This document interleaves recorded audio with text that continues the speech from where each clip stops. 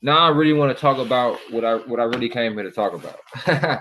Now we know there's a rookie of the year race between two candidates. We have Victor Wembanyama, the sensation from France, 7 feet, 7 footer that can do it all. I mean, he's been ridiculous so far. He had a couple breakout games, especially the one against the Suns, where he dropped 38 points on KD and Devin Booker, outplaying both of those guys. He looked very good that game. And we also had Chet, who he was a rookie last year. However, he got injured in the off season before the season even started, playing in a pro-am, I believe, against LeBron, trying to play some defense on LeBron on a fast break. Like, come on, you can't do those things. You gotta just let him dunk. That's what people came to see. But he's now a rookie and he's having a pretty good year with the OKC Thunder. That's a good team, good young team. They have a leader and Shea who knows who he is, who knows what he can do, and Chet is just going to make things a lot better for that team. They're both off to a fantastic start, but we're not here to talk about those guys. I'm here to touch base on 5 other rookies that have caught my attention in the early goings of the season. It's very early, so we have a lot of time to really see other rookies break out once they get more acclimated with the team and the team get acclimated with them. So if that's it, well, that is it. Let's get into it. So, first rookie I want to talk about is my guy Anthony Black from Arkansas. I mean, he plays for the Orlando Magic. He's a 6'7" point guard, and he's a defensive menace. Now he doesn't start because we have a guy because Markel Fultz started the one position, Jalen Suggs at the two. He does get a little bit of minutes off the bench. In the first 2 games, I believe he played when the team was up big and it was down, and he got the garbage time minutes. However, since Markel Fultz been out, he's been getting a lot more minutes. His first game starting against the Lakers, his plus minus was plus 32. I mean, he's a smart kid. He plays within the game. He doesn't do. He's very high IQ, but I think the number one thing I like about him is his defense. I mean, the kid gets after it on defense. He's not afraid. He'll get on the floor. He has long arms, and he's a competitor. If you heard him in the draft and pre-draft, well, actually in the draft after he got drafted, he was being interviewed and they asked him. They said, you say you was the best defensive player in the draft. Do you still believe that? And he said yes. So I love his confidence and it's showing.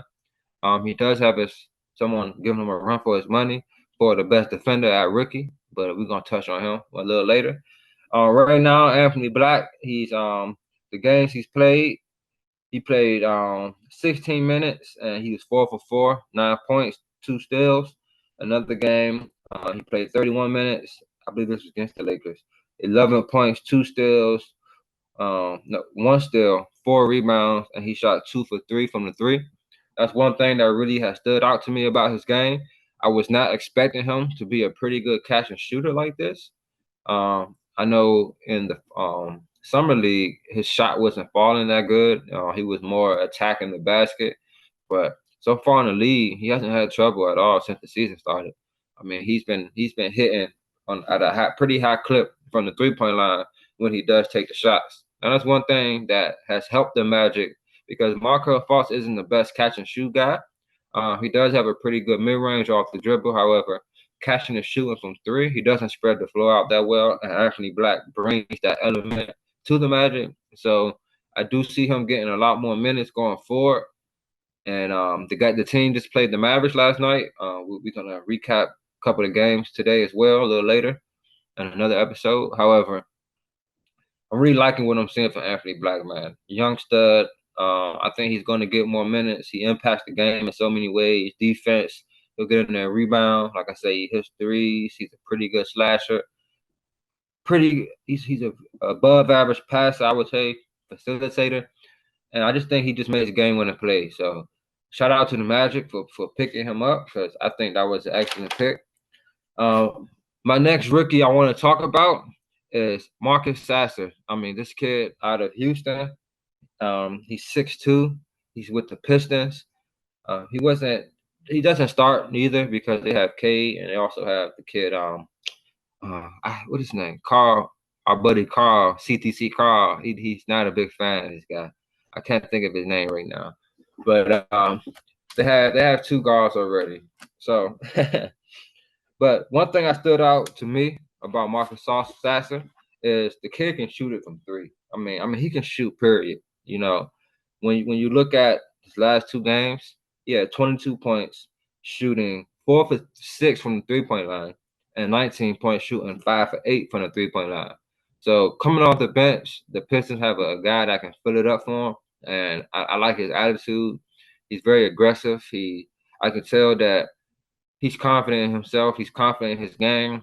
He'll attack the paint as well. He plays with like he has a chip on his shoulder. I mean, you saw it in Houston. If you watched him last year, the kid was electrifying. But he's averaging 9 points, 2.3 assists, 2.5 rebounds, and one steal so far. It's very early in the season. But the thing I said that stands out is his shooting ability. I mean, he's shooting 58% from the field and 59% from the 3-point line. I mean, that's crazy to me. That's very efficient. That's especially for a rookie guy coming off the bench, just coming in, giving you good minutes. You know, he's knocking down shots at a high clip, and that's all you can ask for. Behind Cade, once Cade come off and he gets a break, he can also run with Cade, and it's nice. So the Pistons got them a nice young guy. I think he was a steal, to be honest, because there's some teams that can use his ability right now as a starter. So Pistons did a good job on that pick. I like it. You know, 6'2" guy, knockdown, plays with a chip on the shoulder, score. I like it. Off the bench, Pistons can use all the help they can actually get. So shout out to the Pistons for that. My next rookie I want to talk about is Derek Lively, 7'1" center from Duke. This kid, I like him. I like him a lot. I mean, he's very, very active. If you watch him play, if he's by the rim, 9 times out of 10, he's dunking it. I mean, it's a no layer rule with him.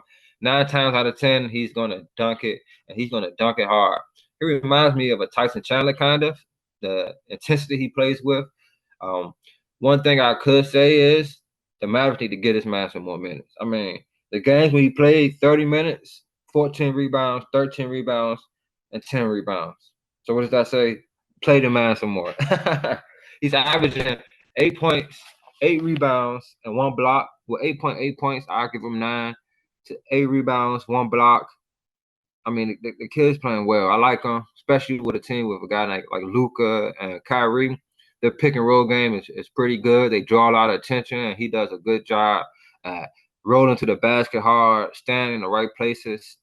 He stays in the dunker position, and then they just drop it off and two hands for safety. He's dunking almost every time, man. I mean, it's crazy that this guy just and he flushed it like with intensity, man. Like I like what I'm saying. His best game so far was 15 points, 14 rebounds, shooting 77% from the field. So I like what I'm saying from the guy. The Mavericks desperately, desperately needed a big man. I mean, I know that a team like the Kings wish they could have got somebody like him because he would have been perfect with them as well. But the Mavericks, I believe they struck a little gold with him. They have a 7-footer that's very active, a guy that's going to roll hard, that's going to finish the lobs, and keep the defense honest on these pick and rolls. So good pickup by the Mavericks. We'll see what he can do. I think he deserves a starting spot, to be honest.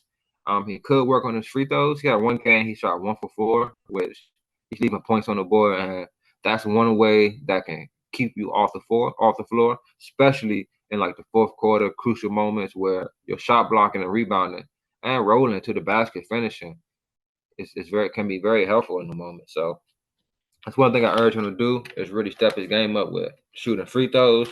But other than that, I like what I'm seeing. He's on a team with two superstars that going to garner a lot of attention. They got a lot of shooters out there that like to put the shot up a lot, and he's going to have a lot of opportunities. So shout out to the Mavs. Great pickup. Next guy I want to talk about is Brandon Miller, number 2 pick in the draft. I mean, the kid is playing pretty good. I mean, out of all his games he played, except one, he's had double digits in scoring. I mean, he's on a team with a pretty good point guard and LaMelo Ball, who's going to distribute the ball pretty well. So he doesn't have to worry about that. I mean, he's 6'7" out of Alabama. So, he has great size for the league. He's pretty good at slashing. He's open floor. He's had a couple emphatic dunks so far in his early career in the NBA. So that's one thing I think he's really going to flourish at is finishing. And, especially on a team like the Hornets, they like to get out on a break and run, especially with a guy like LaMelo. He's a magician with the ball. I mean, if he don't look at you, that don't mean he's not gonna pass it. I mean, this kid is electrifying. So Brandon Miller right now is averaging 13 points, 4.5 rebounds, shooting 44% from the field, 31% from three. He can get that 3-point percentage up. I think that will come though, playing more games, getting more comfortable out there. The teams realizing what he can do, and they're going to feed him a little bit more and look for him a little bit more. He's had a 22-point game already, which is a good sign for the Hornets. They need some wing scoring. I think Gordon Hayward is pretty good. I mean, but I don't think he's consistently giving them what they need as far as the scoring. And I mean, to be honest, if you ask me, I think they should move on from Terry Rozier and just let it be LaMelo Ball or bust. But the Hornets gonna be the Hornets. They're just gonna be the Hornets. One thing I urge him to step his game up on is rebounding. I mean, at 6'7", you should be able to average more than 4.5 rebounds. Thinking around a 6'7" range, that's one way that's going to keep you on the court if you rebound at a high level. I mean, you have the size, you have the athleticism to do it. It's all about will and positioning yourself in the right spots so you can get those rebounds. Now, this is a good pickup for the Hornets, though. I mean, they have a guy that can become a pretty good wing scorer. I can see him averaging 20 plus a game in his career at some point. He's a pretty good shooter. He's good off the dribble. I mean, it's nothing, no flaw in his game offensively, to be honest. And he's not a bad defender at all with that size. So, Brandon Miller, keep doing your thing, man. It's early in the season, so I know you're still getting acclimated, but I like what I'm seeing so far. Now, this guy that I'm about to talk about right here, right now, he surprised me. I'm not gonna lie. He definitely surprised me. I knew he was gonna be nice, but I didn't expect him to be this all around nice. So Asor Thompson, this kid is ridiculous. I mean, he had to work on his scoring, his offensive game as far as shooting, but I mean, he impacts the game in so many different ways. Check out these stats. He's averaging 11 points, 4 assists, 9 rebounds, 2 blocks, and 1 steal. He's not even a center. He's a small forward. I mean, he's very athletic. He plays the game very well. I like how he runs the floor. He's just all over the place, man. He's like that guy.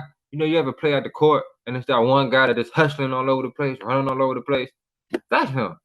I mean, the ball go up, he's gonna jump, he's gonna try to block it.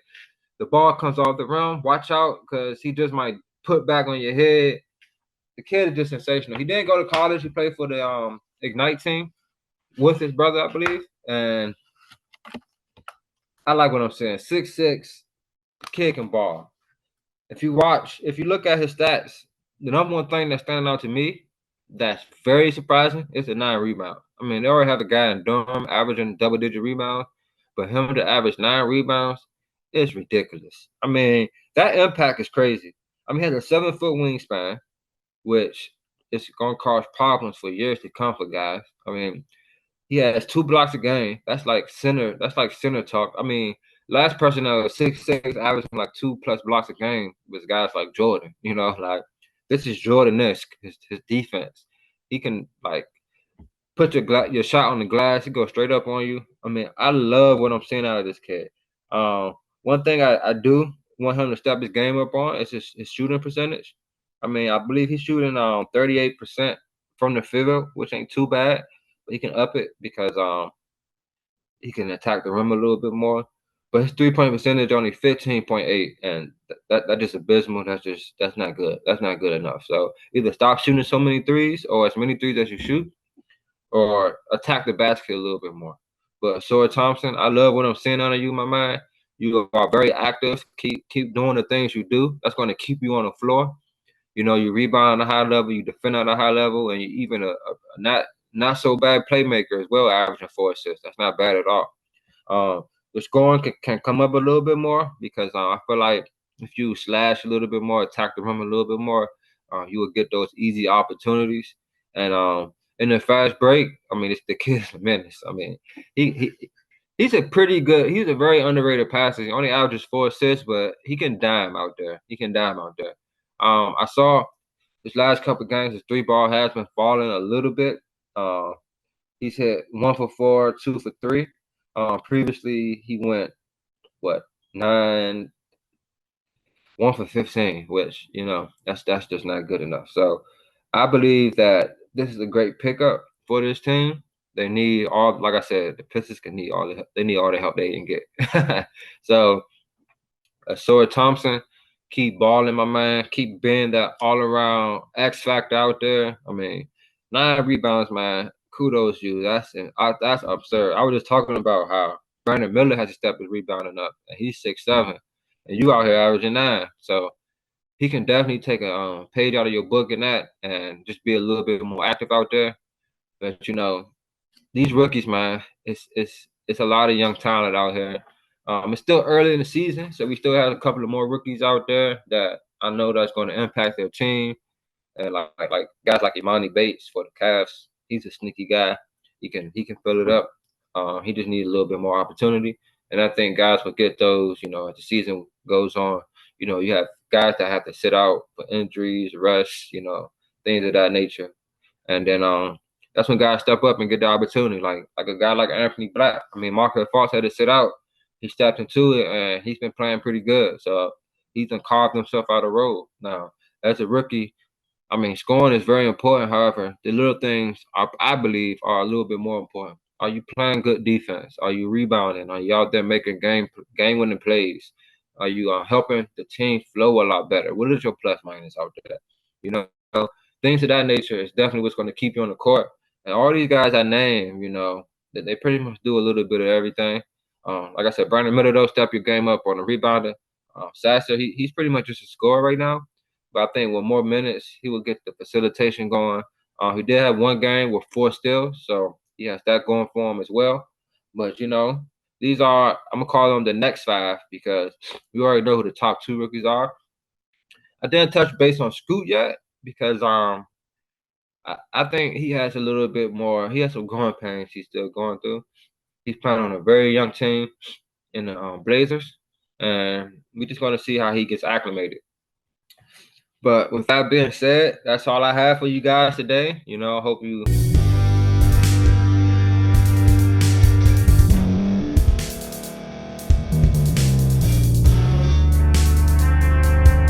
Thank you for staying to the end. If you're watching this on YouTube, please like this video, subscribe, and also hit that notification button so you can be notified next time we put out a video. If you're listening on any podcast platform, subscribe and hit that notification button, y'all, so you can be notified we put out another podcast audio. And last but not least, hit that share button. No matter what you're listening to or watching it, hit that share button and send it to somebody that you know that would love to watch this episode you just listened to. So once again, thank you for staying to the end, and we'll see y'all in the next episode.